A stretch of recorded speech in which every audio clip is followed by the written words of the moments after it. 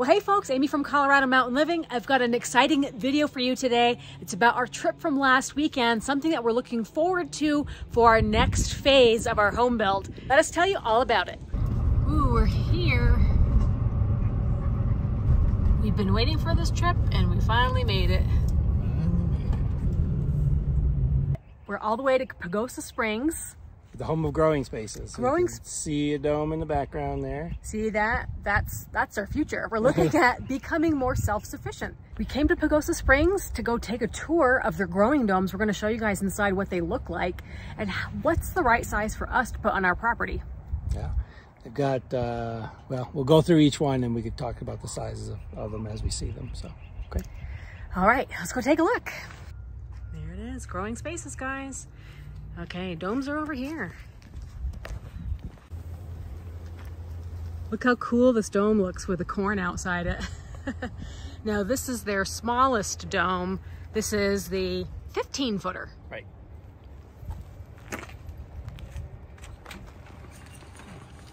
I think what's cool when you first look at these is some of the designs that you can do inside with how you set up your indoor beds. Right, lots of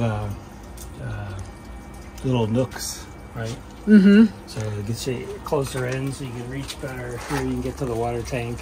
So the first thing that comes standard with all of these is a water feature to help with temperature regulation. Right, so the water can retain a lot of solar mass and then distribute it and radiate it back at night. So, plus they've got all kinds of water plants in there. Little water feature here, the pump. There's fish inside the tank as well. And then the foil background is on the north wall.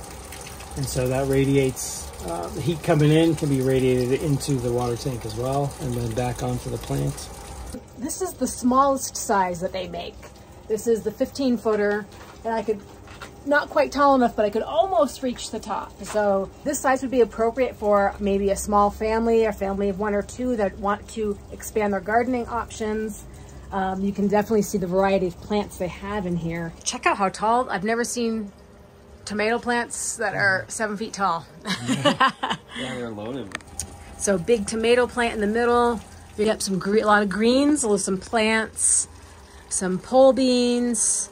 So you can set up trellises and have things sort of climb up into the dome a little bit higher.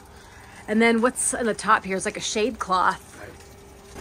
So this helps get the shade if you've got a lot of heat. You're in a really hot area in the summertime and you want to actually shade your plants to some degree. So in one of the other greenhouses, you'll see a giant fig tree in there, and that really provides the majority of the shading. So, and then that loses its leaves in the wintertime, so then you've got more sunlight coming through. So we're thinking of doing some citrus trees, cherry trees, even grapevines, and that'll provide some shade in the summertime.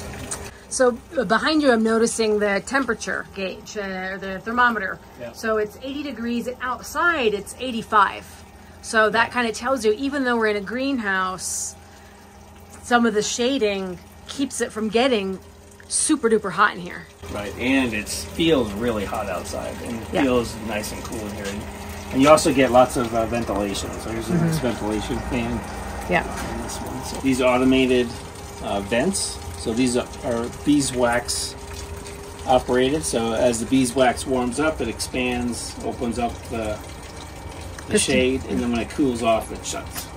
Just noticing how big the water feature is. It's definitely like a quarter of the volume of your dome. Yeah. The small one, you get the water feature. There's like a little central area right here, and then you've got more growing space along the wall.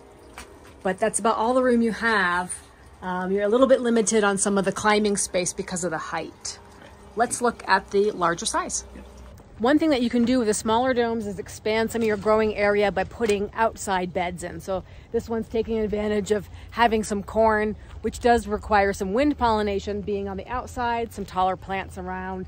So you could expand the footprint for any of the domes, really.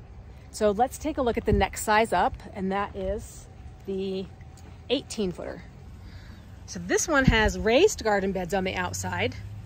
You can see that some of the vents are already opened with the pistons there, some solar on the top. Let's see what this one looks like inside. This one definitely has a lot more area to plant. Right, I like this little inlet. We've got some delicata squash kind of vining up over a trellis here. You can see the trellis feature.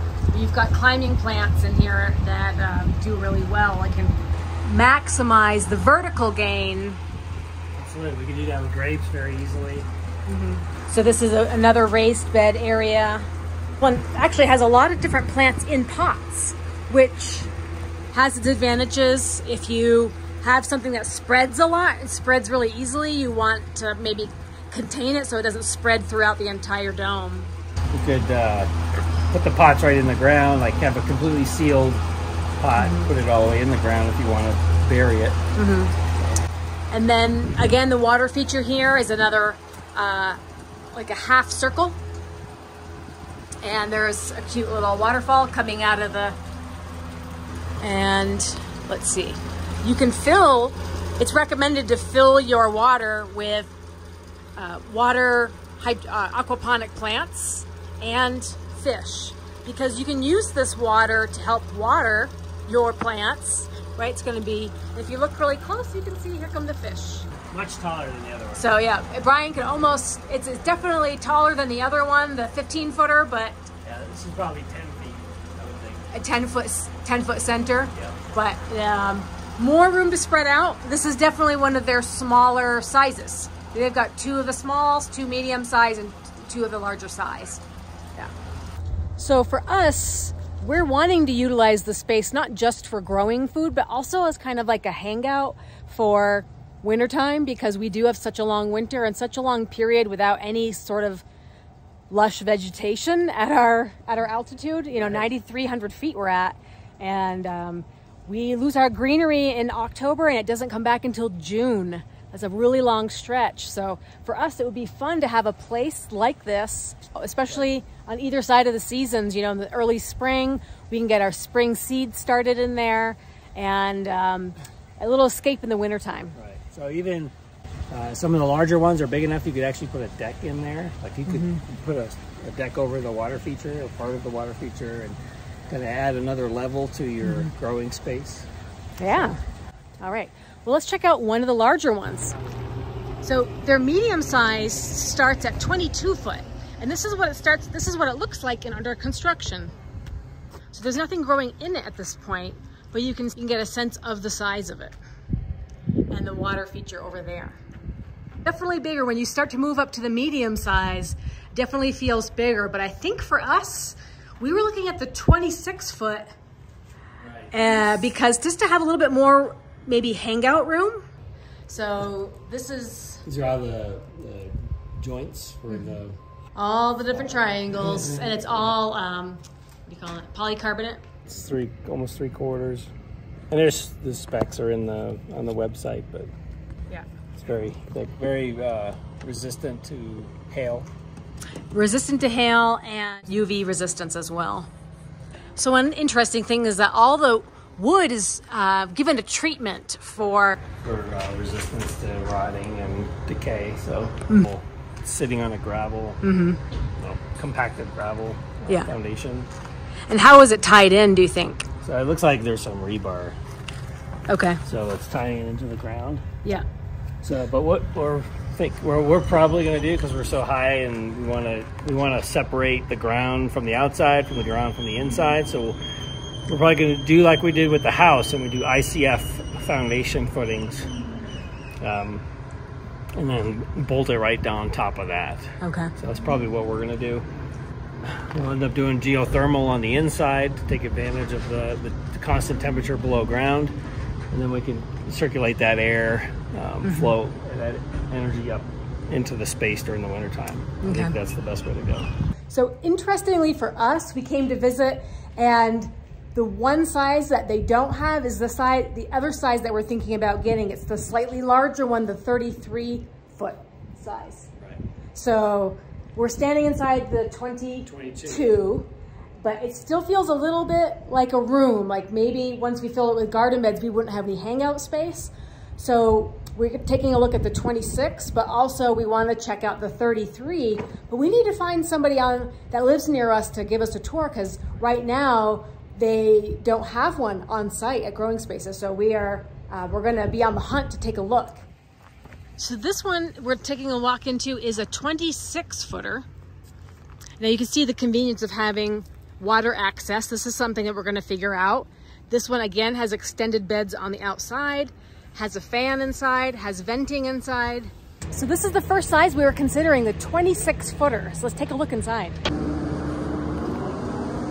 Well, this one's a lot of fun because we've got a lot of foliage in here. This really feels like a jungle. Massive fig tree. Now they told us the fig tree was 15 years old, but it's going all the way to the top. But look how much shade it provides. It's just very lush. This is what I was thinking of, is just having a little hangout, you know, like having a little oasis. I think this is one of their best domes for showing what they're growing. So we've got the big trees, we've got pots, we've got succulents over here, we've got smaller plants, herbs. So we have like There's some peppers there. Yeah. So this is the 26 footer. This one's got like an outer ring and then more of like an inner. That's how they designed it. Now you can design the raised beds however you want. So there's no set plans. That's completely up to your own design. I think we could get really creative. But the more that we're in the 26 footer, the more we're curious about what it would feel like in the 33 foot dome. Yeah. Not quite as big as the 42. We could definitely work with that bigger water feature, maybe add some other seating areas, you know, have a couple different areas in the dome and have a nice combination of year-round plants, perennials, annuals, flowers, all of the above. One thing you'll notice on the beds on this one, the other ones were look like 1x6, and this is actually a stucco. So we did a nice little more southwestern flair to it. And this one's got some basic pavers and some pea gravel. You can even put some hanging plants in here. It's like your own little Eden, little paradise. You can come and pick fruit whenever you feel like it and you want a snack. Come in and collect some kale. We got tomatoes ready to eat right off the vine there. And you can even see on the center bed here how you can walk into the middle, access your other plants or plant more, leave some stuff in pots or whatever you want to do. You know, you might have some stuff in pots that you take outside in the summertime and then bring them back in the wintertime, rather than just having everything in the ground. Right. So. And look at the temperature in this one. This one's 78 even. Yep. Because this one has the most shade cover of all the domes we looked at. It has the lowest temperature. Yeah. But how awesome is it to be 78 degrees in here when it's getting close to 90 degrees outside in the summer? Right, and they've got some geothermal type piping here.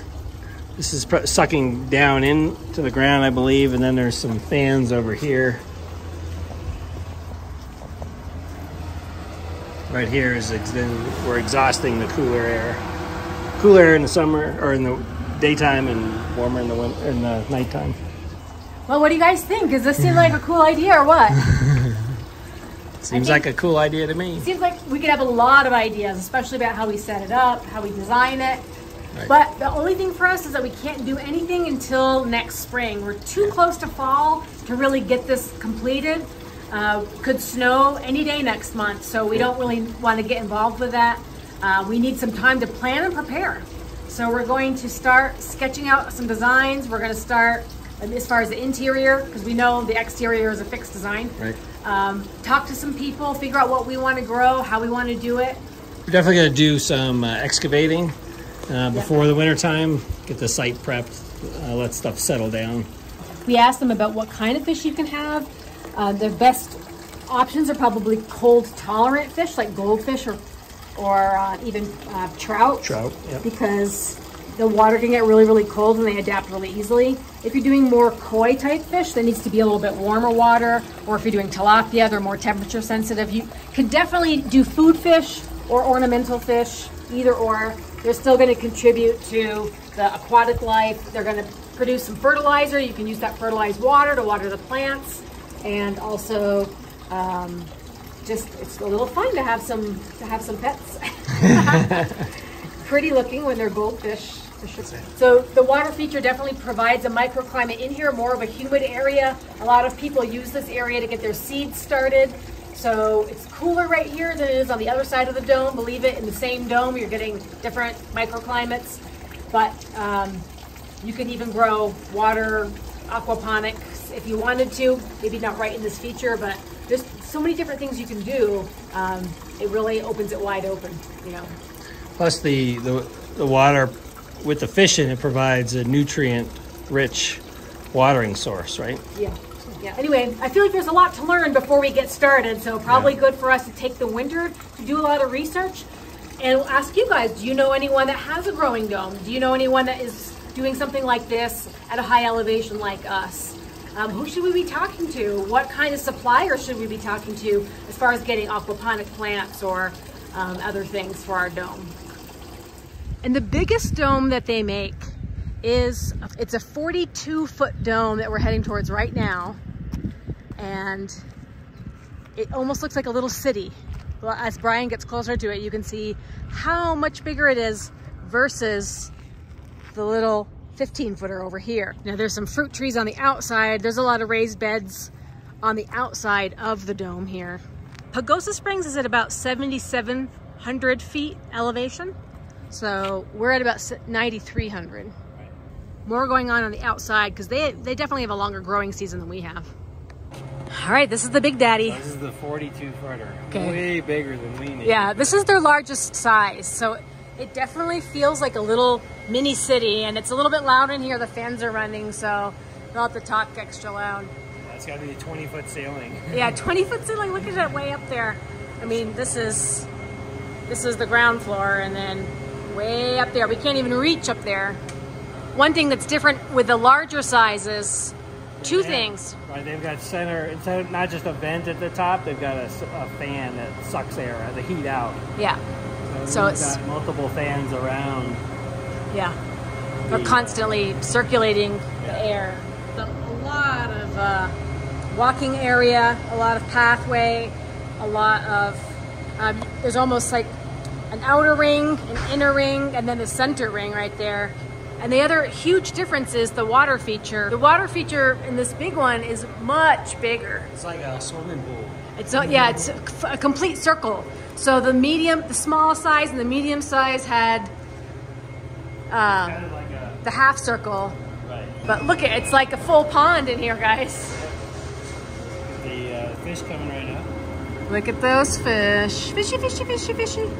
So a lot of aquatic plants, the aeration feature in the back, and as big as this thing is, it's only 80 degrees in here, so it's definitely cooler than the outside. Yeah, so it was hot. Yeah. So this is probably bigger than what we need. This is not, we don't need a full mini civilization. Well, it's really cool, but too big for our property. There's no way we could even eat this much if we tried. We could eat this much food. Yeah. Well, look at, we've got brassicas, collard greens, a fig tree.